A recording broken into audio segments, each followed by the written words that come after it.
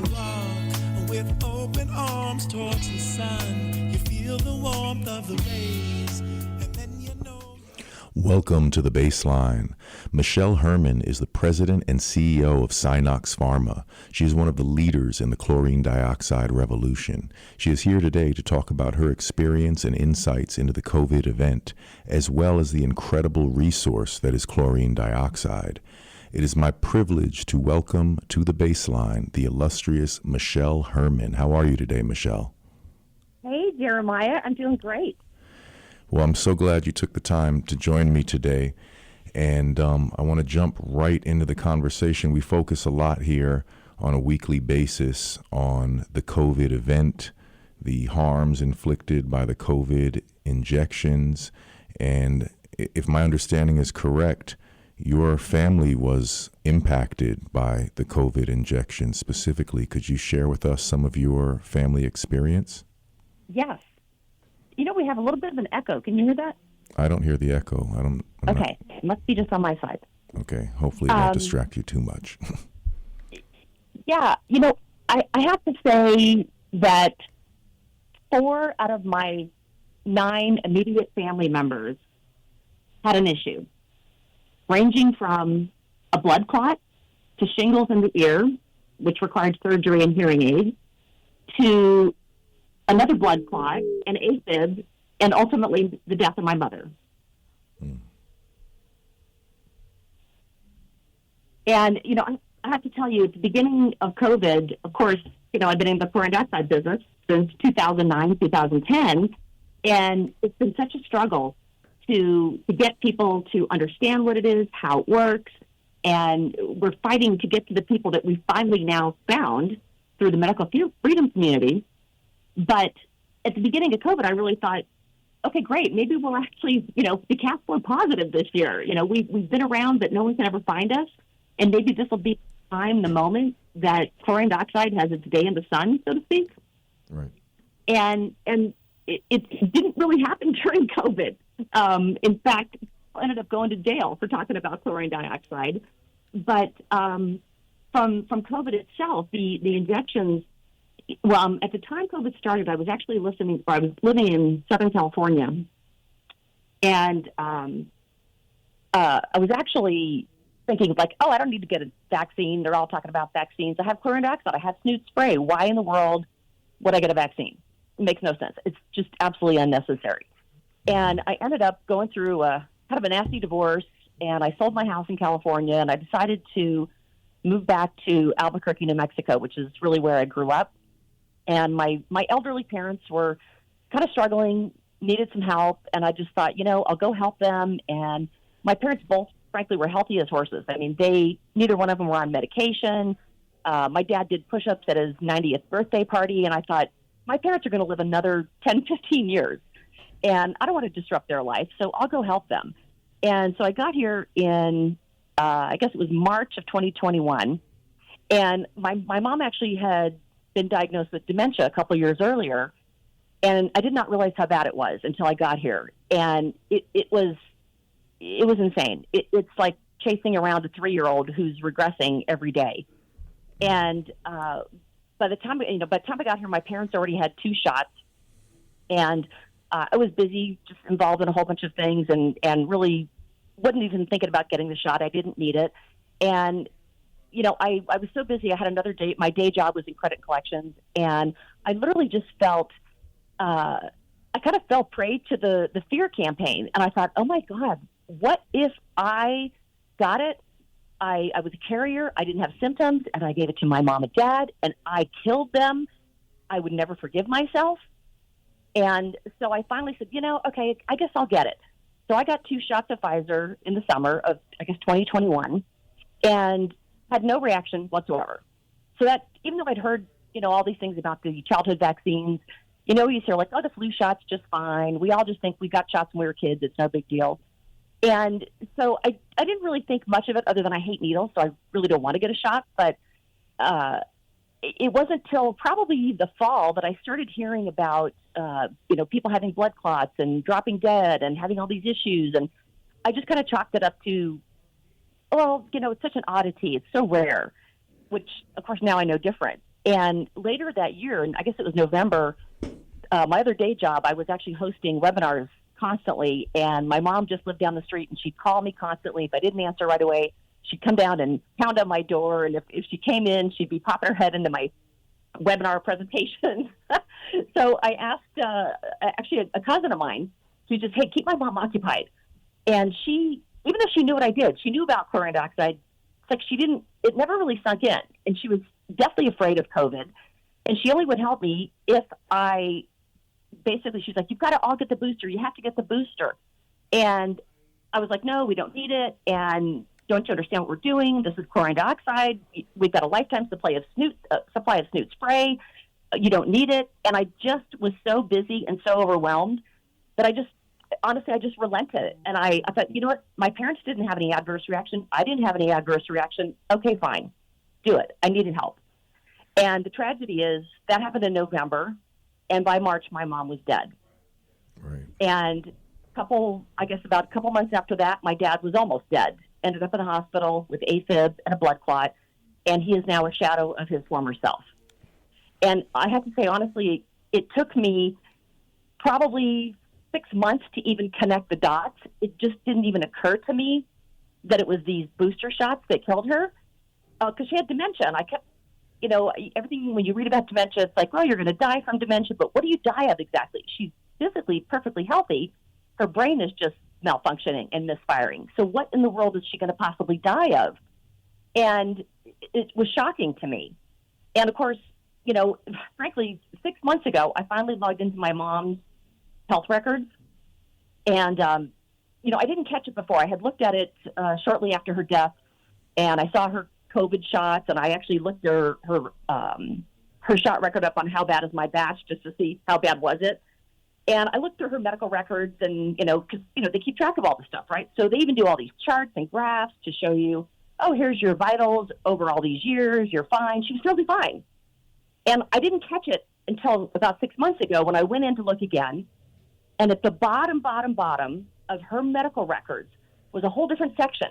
At the top was COVID immunizations, COVID vaccines. But at the bottom, it was immunizations. I didn't even see it before. It was buried beneath all the stuff that was just boring. What's your urinalysis, right? Yeah. And I look at the immunizations, and I was shocked. I was like, I actually just wrote a little timeline here. And it's interesting. They do these graphs and charts, but they don't include the timelines for any of these shots. And if you look at her dementia, if you understand what happened to her, it correlated exactly with her mental decline. She started, I remember she told me this, probably 2010, 11. She's like, okay, your dad and I, we're going to go to the doctor every year. We're going to get an annual physical. We want to stay healthy for a long time. We've got a lot to live for. So she started going to these doctor appointments for her annual physical. And sure enough, January 2010, she got the shingles shot. 2013, the flu shot. 2014, another flu shot. Later that year, a Tdap. Then 17, a flu. Then pneumonia. Then a 19, a flu. 2020, pneumonia. 2021, a flu shot. So by the time she actually got the COVID shots, she had already lost her mind. And so the COVID shots literally they were the final nails in the coffin. Yeah. Sadly. Well, my condolences and thanks for sharing your experience with us. Obviously, the COVID event, the vaccine agenda, it impacted people so dramatically and in so many different ways. Just generally speaking, before we get into the next segment of our conversation, could you sort of summarize what the big takeaways were for you through that, 5 years now, I guess going on, almost 6 years of experience of how the world has changed for you in terms of your outlook? I think the main thing that comes to mind is listen to your gut. Your instincts are always right. And unfortunately, we're always taught, no matter, to go against your instincts. Oh, women's intuition, specifically is like, oh, that's crazy. Here's the real facts. And, if you really look into what intuition is, it's literally the body and the mind's way of protecting itself. That everything you've learned up until that moment in time informs every action you will take when encountered with something good, bad, or ugly. And we are so conditioned to ignore our intuition and go with what your doctor says, go with what the TV says. And I think that every time I've ever ignored my intuition, I learn to regret it. And I think I'm shocked at how much fear can make people do things that they would never in a million years do otherwise. Right. Yeah, that seems to be one of the main techniques of the manipulators, is this whole effort to create a situation where you can get people to say yes where they would normally say no. Yeah. Yeah, it really is. You know, you start to realize what happened to all of us, and now you can start to understand, what's that experiment where they have these people in the other room, applying the shock, right, even though they're hearing the screams in the other room. I think it's called the Milgram experiment. Yes, exactly. Yeah. Yeah, it's really shocking what we all did just because the doctor said it was the right thing to do. The people on the TV said it was the right thing to do. Yeah, it's incredible, and we're still living through it, unfortunately. So let's get into this exciting topic of chlorine dioxide. And of course, this program, I'll get into that shortly, but this program is an affiliate of Frontier Farm with a PH, Frontier, PHARM.com. And it seems that there's a lot of excitement about chlorine dioxide. I know that Dr. Pierre Corey has a book that was recently published, The War on Chlorine Dioxide, and there are many people who are very dedicated to explaining to others the benefit of these products and the multifaceted usage of chlorine dioxide for oral care, skin care, wound care, and any number of other benefits. So could you just give us a brief history of chlorine dioxide and a bit of a background in terms of where it comes from, and take us into what's happening now with more and more people becoming aware of it? Yeah, it's funny because people hear chlorine dioxide, and sometimes all they hear is the word chlorine, and then they immediately go to chlorine bleach. And they somehow forget high school chemistry, that, two atoms can come together, two compounds can come together, or elements can come together and create something totally different. Add another one, it's yet another different compound or element. So chlorine dioxide has actually been around for over 200 years. And essentially, it's a very, very simple gas. It is essentially the combination of a salt called sodium chlorite, that's ITE, not IDE, which is table salt, but sodium chlorite salt, and virtually any acid, including stomach acid, including vinegar, including lemon juice, citric acid, lactic acid. When you combine those two elements, it creates a gas called chlorine dioxide. And very early on, early 1900s, it was discovered that it was a very powerful disinfectant and essentially could eliminate every pathogen on the planet, every bacteria, mold, spores, yeast, fungus, virus, even biofilm. And because of that, but because it was a gas, it was difficult to use. And the mainstream uses of it actually began in the processing of textiles and pulp and paper, because it is a bleaching agent. And there's a lot of bleaching agents out there, such as hydrogen peroxide, sunlight, vodka. There's a bunch of things that actually will whiten things. And so it was used as a bleaching agent initially, and it really got its use in municipal water systems starting in the United States in 1944 in Niagara Falls. And if you've ever been to Niagara Falls or you've seen the pictures, see all those businesses strung across the river, and basically they had hydroelectric power, and they're dumping all their waste into the river, so the water table ends up really contaminated. The water smells bad, tastes bad, and they, of course, tried everything at that point, and they decided to actually use chlorine dioxide because they knew it had these unique properties like no other compound out there, even superior to chlorine bleach itself. So they start actually mixing it up, and the challenge, again, with chlorine dioxide is it's a gas. You can't just go and buy a bottle of it.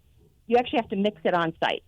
So typically in commercial or industrial applications, you'll get sodium chlorite powder or flakes.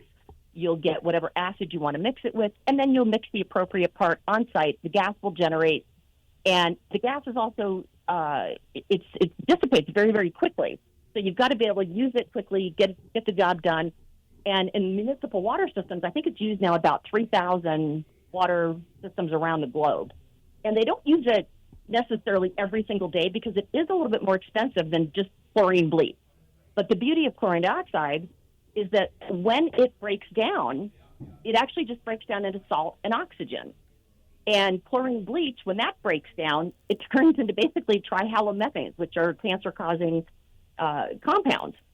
So we really should be pushing everybody to use chlorine dioxide in all of our water treatment because it's much, much more effective and much, much safer. So, it was used ubiquitously in industry, in commercial applications.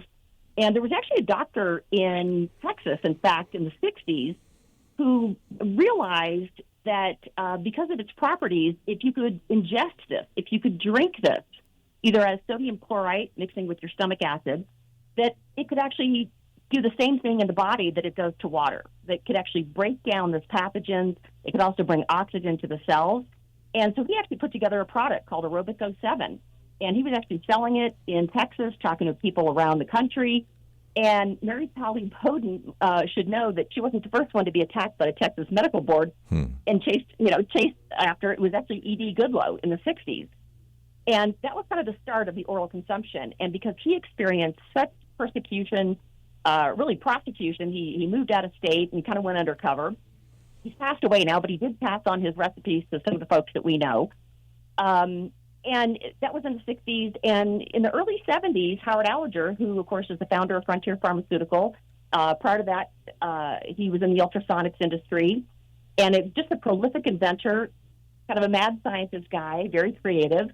And he had a long, long history in the ultrasonics industry. And one day he was working on an ultrasonic cleaning tank and says, what if we put a sanitizer in this or disinfectant in this? Why don't we clean, disinfect, sanitize all at the same time? And he tried a variety of different disinfectants, alcohol, chlorine, bleach, hydrogen peroxide, peracetic acid, a couple different things. And they all just had problems. They were not great. They either were too caustic or they just broke apart too quickly. And he started, in his research, he's like, what is this chlorine dioxide I hear of? And he's like, why don't I try this? So he goes to buy it. Of course, you can't buy it. You have to buy the part A and part B, the sodium chloride and an acid. So he gets the components, and he starts mixing it up on the desktop on his laboratory bench. And as he's mixing this, he realizes that very quickly, cuts and scrapes that are on his hands start to heal within a day. And he said, wow, this is interesting. That makes perfect sense, right? What inhibits wound healing? If you get a cut or a scrape, what do you need to do? You clean it. Because if there's microbes in that cut, it's not going to heal, might get infected. So you've got to clean it. So here, this is a compound that can essentially help clean, disinfect, and then what would that do to wound healing? Absolutely, it would accelerate it, and that's what he found. So he really took it to the next level and said, gee, what would it do to humanity if I could take this chlorine dioxide gas and put it in a liquid or gel, and we could use it on a human or animal body? And that was really his first invention. And the crazy thing is he actually patented that invention, and that patent was granted in 1978. And, in fact, I have a letter in my filing cabinet that you'll never guess it was from. It says, Dear Mr. Allinger, we've tested your outside wound gel.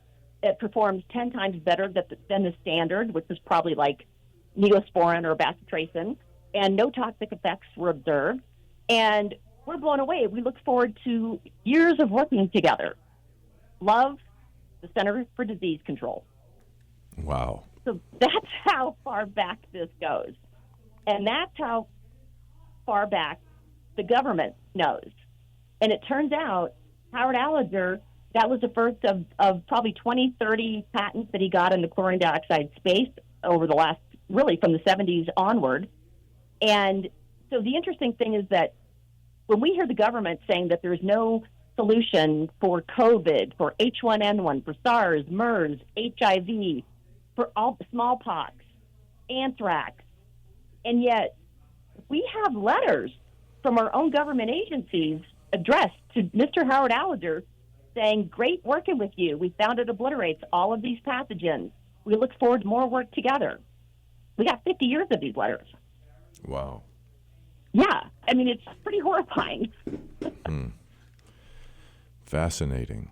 So I guess tell us now specifically, well, actually, before we get into this, let me invite people to call, because now is your chance to ask any questions you may have about chlorine dioxide. And the number here, of course, is 888-874-4888. That's 888-874-4888. So give us a call, get in the queue. We'd love to hear from you. But now, Michelle, if you could tell us specifically about your Snoot spray and how it is applied, how someone uses that in their daily life. Awesome. And by the way, we still have a really bad echo. I don't know what to do about it. Yeah, I don't hear it on this end, so Okay, I'm sorry about that. All right. Well, I'll just keep going. Sorry, I'm not at my desk because I'm distracted. But I know it's so annoying. yeah, I've had the exact experience. I'll have to tell you, Howard was so invested in chlorine dioxide, and he worked hand in hand with, I'm going to say, dozens of U.S. government agencies, including the military. And he had actually invented a nasal spray, a nasal rinse, back during the first Desert Storm. You know, you got all these folks in the military that are exposed to not only the dust in the air, but fumes and, you know, all kinds of toxic gases. And, you know, it causes all kinds of problems, right? Respiratory issues and, you know, God knows what. You know, things like Agent Orange even. Chlorine dioxide breaks down Agent Orange. So he actually had put together a nasal spray for basically for testing during, again, Desert Storm. But he never actually brought it to market for various reasons. He was really he was kind of a nonstop inventor. He was a serial inventor, and that's really what he loved. And so he would invent a product, and then somebody else may take it to market. And so he kind of knew, of course, it would be a great nasal spray. And I'll fast forward to 2009, 2010. I was living in Southern California with my husband at the time. And my husband was actually in the digital ad space, and he had one of his clients who they got together, and he said, you know, hey, my cousin just bought this company. It's a chlorine dioxide room and car deodorizer, and we don't really know what to do with it. We don't know what we can say, what we can't say. Can you do some research and give us kind of like a technology roadmap and check it out with the FDA, give us some guidance, and basically help us get this thing to market? And that's the first time we ever heard about it. I think it was, I don't know, middle of 2009. And I remember it vividly. I came home from work, and I'm sitting there having a glass of wine, sitting at the countertop, and he tells me about this compound that kills all bacteria, mold, spores, yeast, virus, fungus, anthrax. And I was shocked. I'm like, how have we never heard about this before? Why don't we know this? And my mind just went into high gear. Like, my God, the applications for this are insane. And he began to work with these guys, and as it turns out, they had, you know, kind of bought, it was like kind of like a room fogger. And by the way, the company's called Biocide Systems, and they're located in Southern California, and they basically do small-scale chlorine dioxide gas kits, essentially. It's like a little cup. You put an inch of water in there, put the little packet in there, leave the room, and chlorine dioxide gas generates and permeates every surface, gets into every nook and cranny, and essentially eliminates odor, bacteria, mold, everything. So it's literally like a room fogger, but it's you know, it actually does kill bugs too, by the way. But as a part of their product offering, they had already been working with Howard Allender, and they had a skunk spray kit. So your dog goes out and gets sprayed by a skunk. The dog comes in, rubs himself all over your carpet, all over your couch. Now your house stinks. You know, you probably try to do the tomato juice wash, and you give up, and you finally just throw the dog in the car. You try to go to the vet. Now your car stinks. So they had a room deodorizer, car deodorizer, and a dog shampoo. And the dog shampoo was invented and made by Howard Allender, a Frontier Pharmaceutical. And so my husband at the time decided to look up, who's this Howard Allender guy? And what he finds is, my God, he's like the father of chlorine dioxide. He's literally the one who created the space of small-scale use of chlorine dioxide, starting in the 70s with that first patent for wound care with the letter from the CDC. So he just realizes there's all these inventions out there. Howard is a genius. And he says, we need to go meet Howard. So they go out and they meet Howard Allender, and of course his daughter Valerie, who's now my business partner. And the two of them, Howard and my ex-husband at the time, well, he was actually my husband at the time. He's my ex now. Right. They really had a lot in common, and they struck up a nice friendship and a relationship. And Howard was almost 80 by then. He had already taken several companies public, had dozens and dozens of inventions and patents, and he kind of wanted to retire, but he wanted to go out with a bang. And he essentially engaged my husband at the time to say, let's give it one more shot. Let's take all these products to market in a big way. Let's see if we can really get this going and make a big impact on the world. So that's really how they started. And, of course, my husband was actually a consultant, and his advice was like, Howard, you have way too many products. You got dental care, you got wound care, you got skin care, you got hard surface sanitizers, you got veterinary. Like, stop with the inventing. If you want to actually be successful, you've got to focus. Focus, Howard, focus. And he's like, oh, yeah, okay, sure. And so, of course, we get all the products. They're all sitting on our kitchen counter. We're trying them for all these different things. We're learning every day about chlorine dioxide, what it does, how it works, all the amazing properties. And bit by bit, it happens to everybody. You come to this conclusion that, my God, it would be great for this or for that.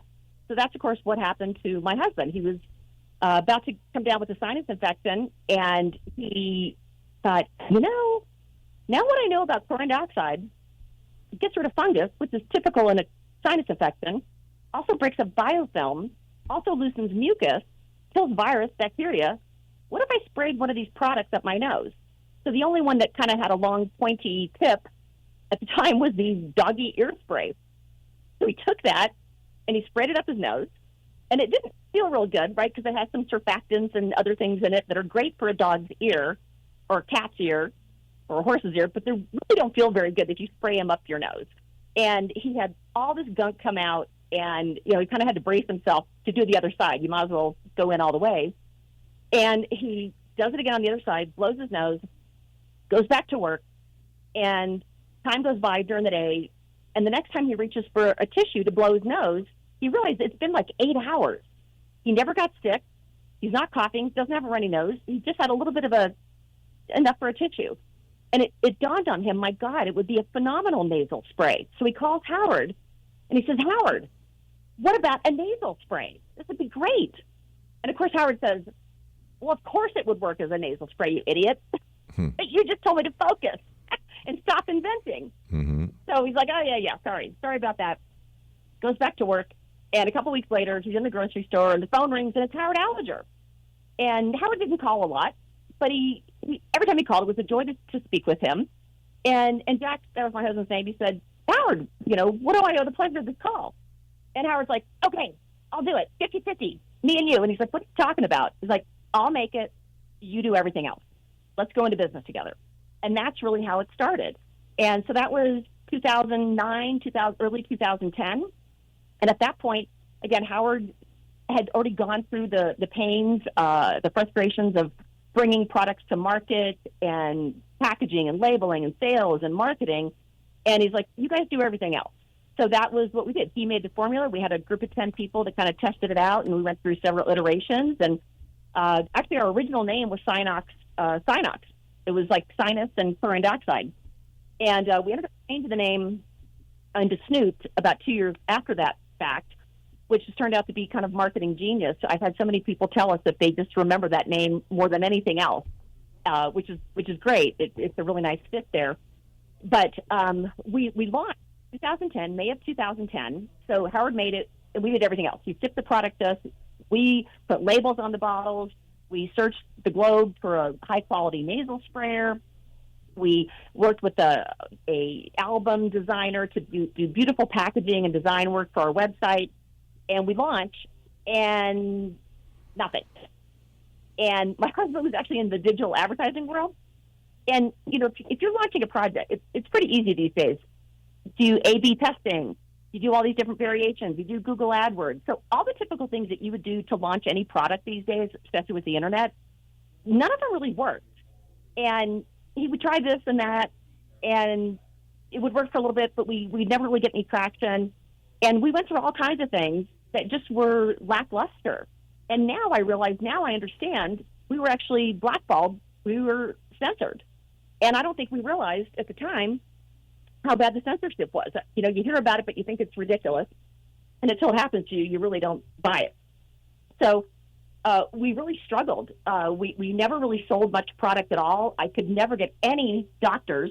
I mean, it was a rare medical professional who would open their eyes and actually give it a try. And I thought, ear, nose, and throat doctors. I went to my own ENT, and before we launched the product, he said, wow, this is a great idea. And when I came back and I brought the product and I showed it to him, he wouldn't touch it with a 10-foot pole. And I was like, this is interesting. And that's kind of the reaction we got from the medical community.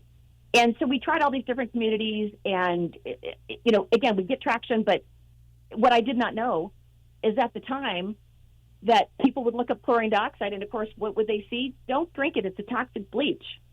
There was FDA warnings that turns out were totally unfounded, but were actually instigated by Pfizer in 2010 and 2019 that essentially were a preemptive move to get people to be afraid of chlorine dioxide. And there was a gentleman who just did a FOIA request. He just got back the information in January of this year. And you'll see it's just a bunch of hogwash. There's nothing to it. So those two FDA warnings, the one from 2010 and 2019, they are no longer on the website of the FDA. They've been taken down.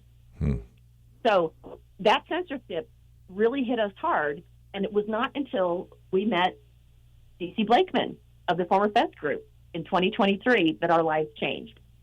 COVID definitely helped. We got more traction, but we still had a lot of obstacles. And actually, I tell you, we were on the verge of going out of business. In fact, 2020, Howard Alger, he was 92 at that point, and he'd had some other health problems. And, maybe if we really understood the power of chlorine dioxide when consumed orally, who knows if those things would have, gone away. We don't know. But he and I had actually talked about the oral consumption because we knew these crazy guys were drinking chlorine dioxide all around the globe, and it all sounded great, but we just thought it was crazy. And his opinion was you could drink it, but chlorine dioxide dissipates so fast. It's a gas. Even if you did drink it, it would be out of your system within 45 minutes. So is it really going to do anything? So he just wasn't really interested in that oral consumption world. His interest was topical applications, and that's really what he pursued. So he ends up in the hospital, really he had trouble breathing one day, and I think that's kind of where if he picked up the COVID virus, that's probably what happened. And they ended up moving him to a nursing home, and it was April of 2020, and he passed away. And he passed away allegedly with COVID, but he really didn't have any COVID symptoms.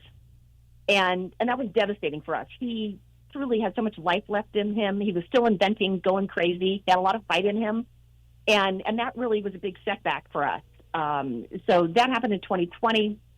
And frankly, by January of 2021, his daughter and I were on the phone talking, and we thought, what are we doing? Should we just sell out all the inventory of Snoot and everything else on Frontier? Should we just sell all this stuff and just go get a real job and retire like all the rest of our friends are? Why are we doing this? We really, really struggled. And really kind of unbeknownst to us, I guess, the documentary, The Universal Antidote, came out in 2021.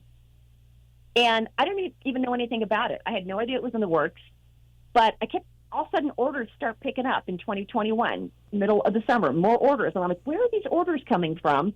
And when you sell a product online, you don't get a lot of phone calls. You don't get a lot of emails. People just buy it, and if they're happy, they don't even contact you. Maybe they say this is great, but it was just so unusual. I was trying to figure out where are these orders coming from.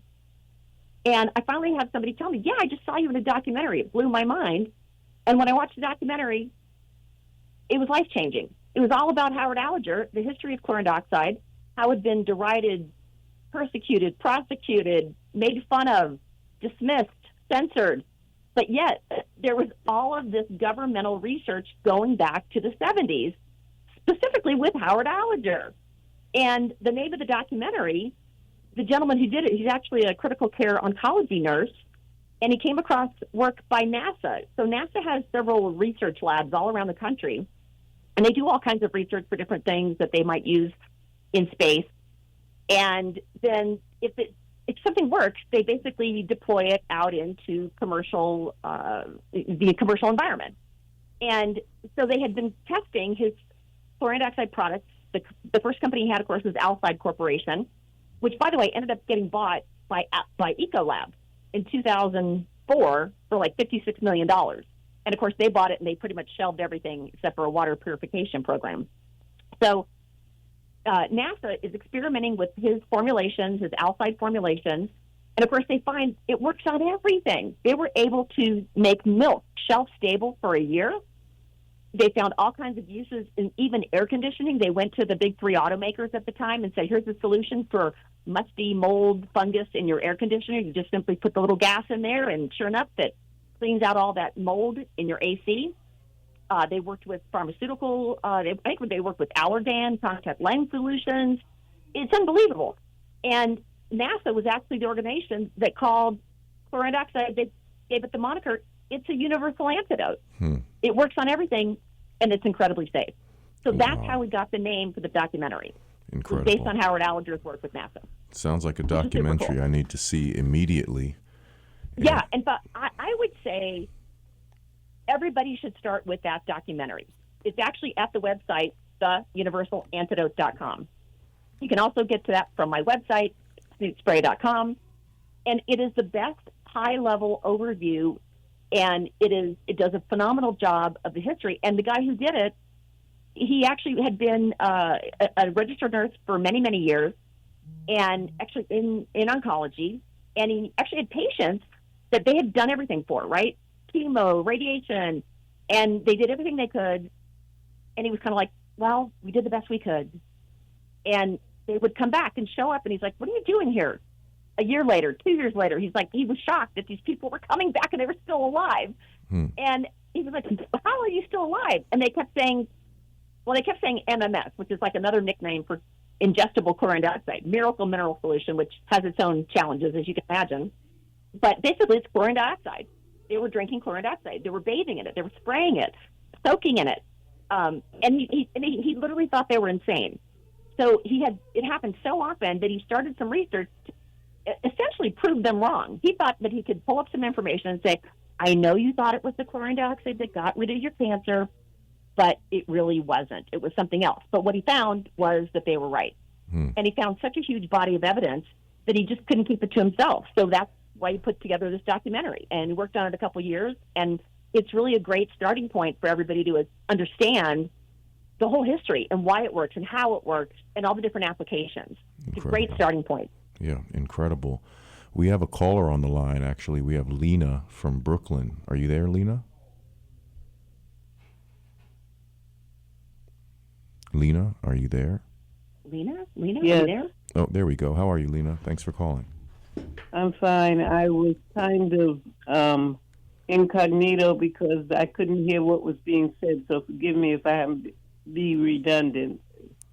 Okay? No problem. Okay, very succinctly for your guest.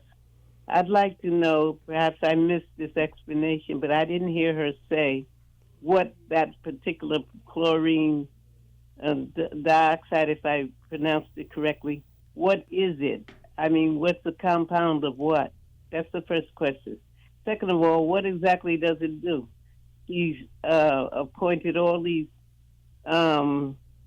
remedies that it suffices for, but what does it do to the body, to the mind, to the environment as a spray, as an aerosol, as a nasal spray? I don't understand what it does.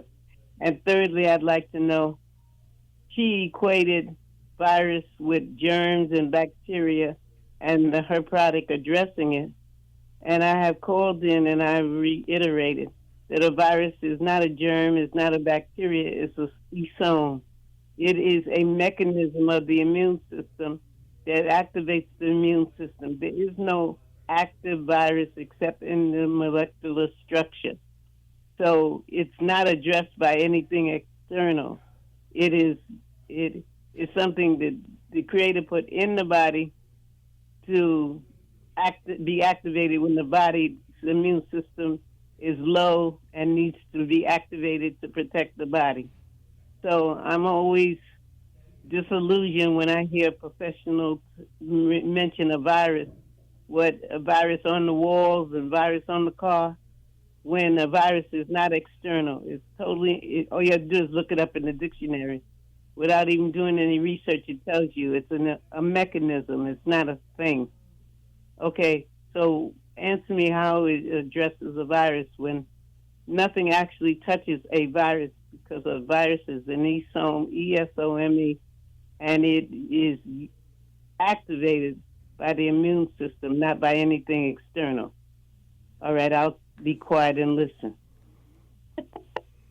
That is the best set of questions I've ever gotten.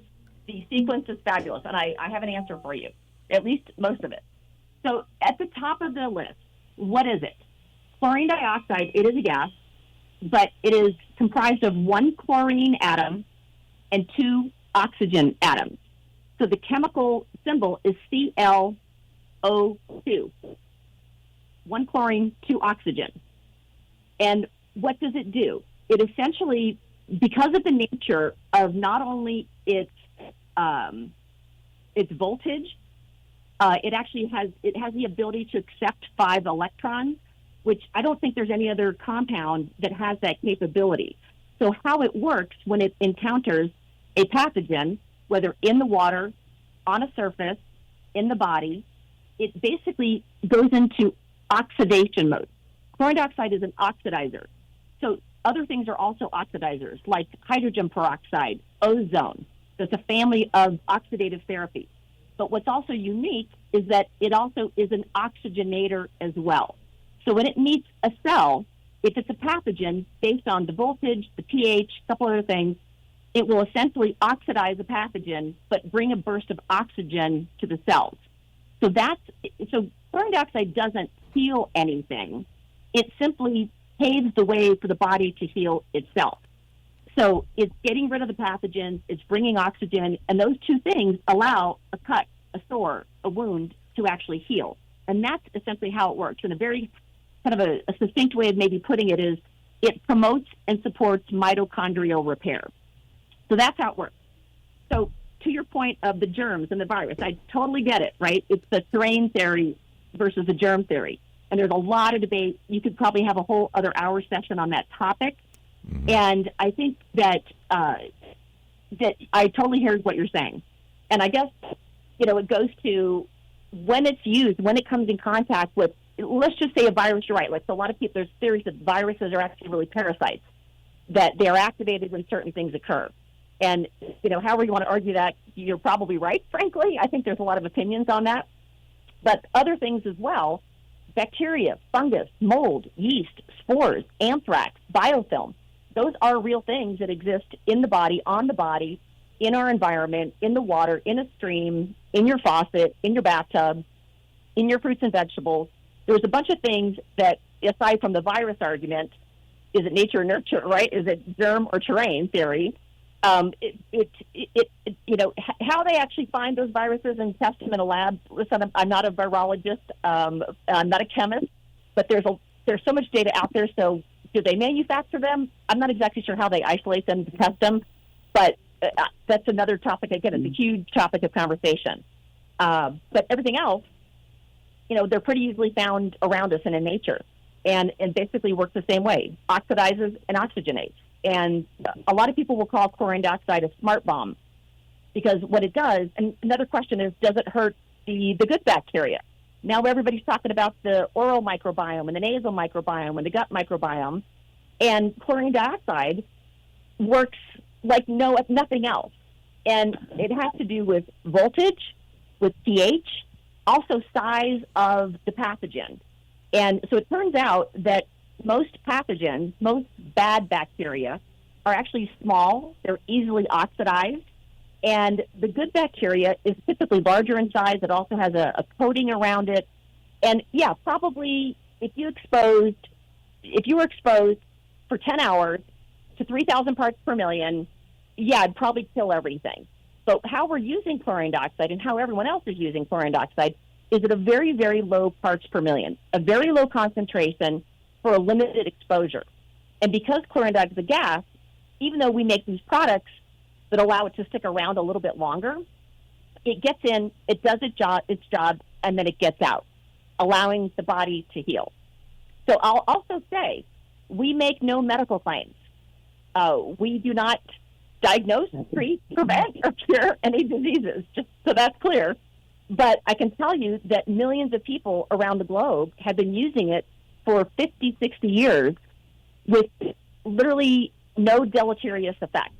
And one of the things that everybody should look up and be familiar with is the term LD50. LD50 is essentially the lethal death rate where 50% of the population die from the compound.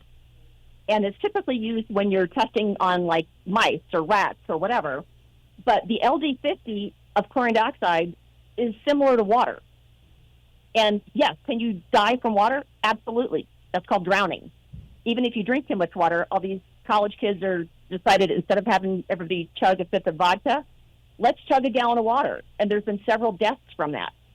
The only true death that has been absolutely unequivocally tied to human exposure of chlorine dioxide is there was, I'm not sure if it was the 80s or 90s, there was a guy who was actually using chlorine dioxide to sterilize, to clean a water tower, a water tank.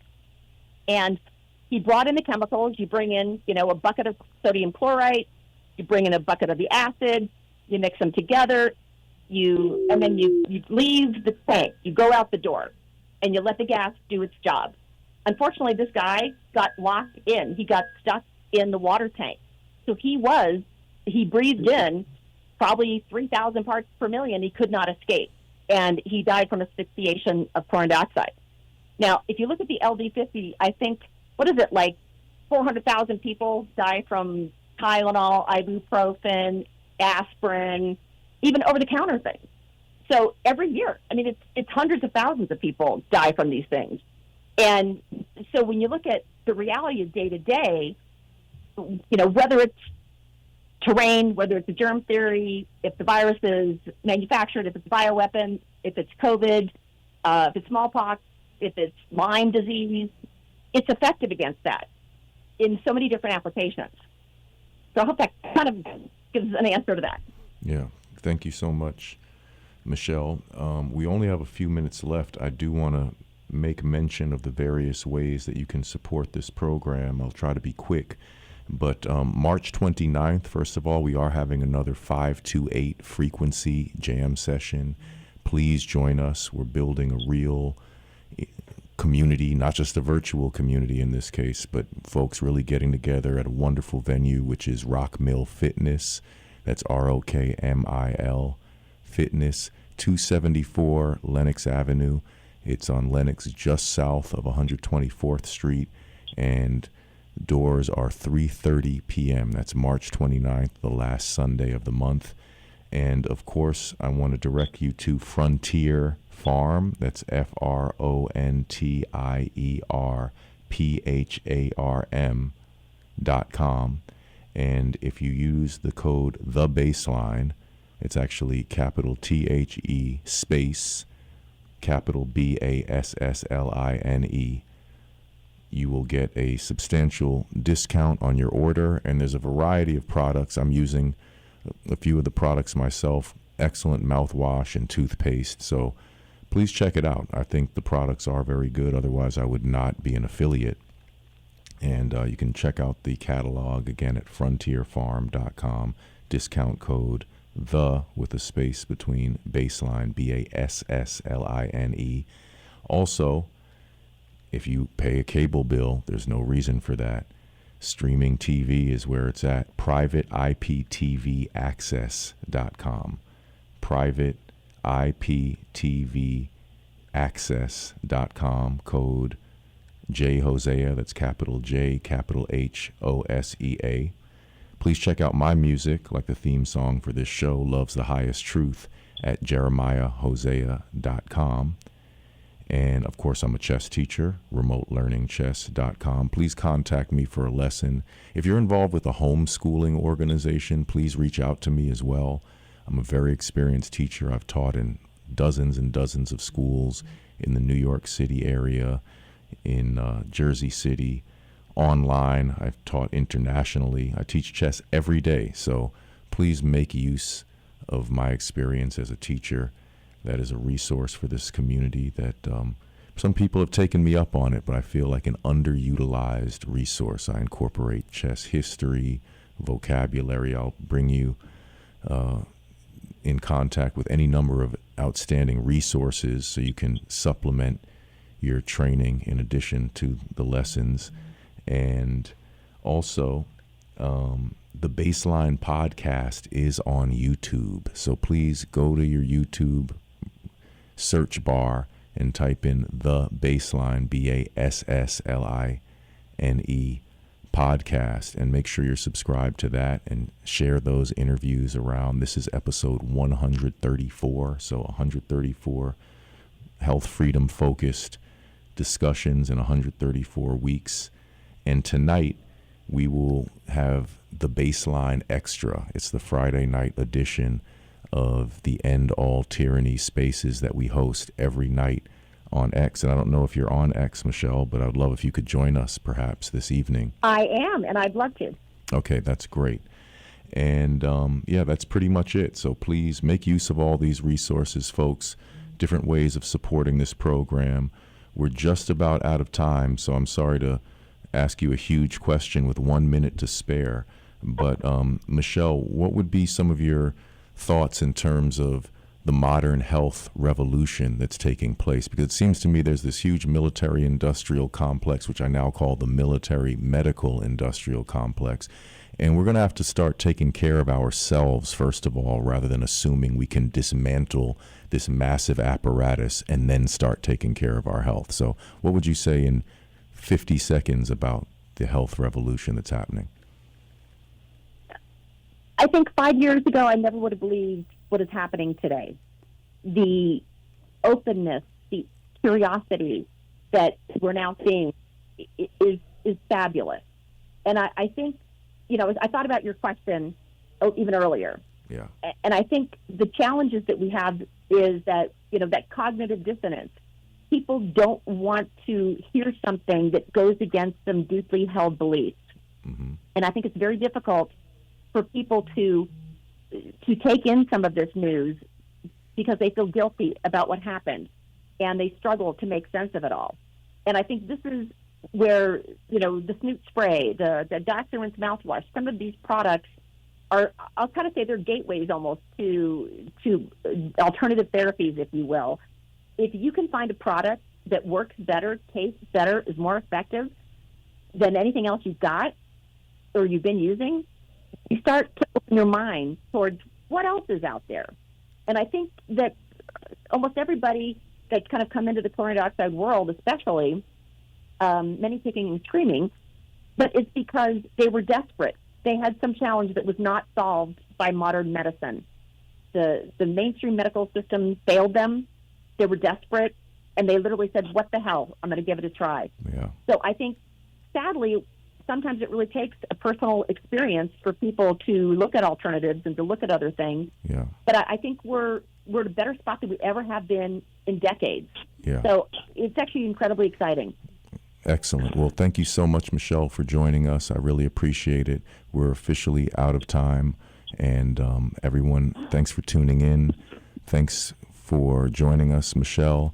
And everyone, join us tonight on End All Tyranny. You can find me at Earth Driver on X. Have a beautiful weekend, everybody. Take care.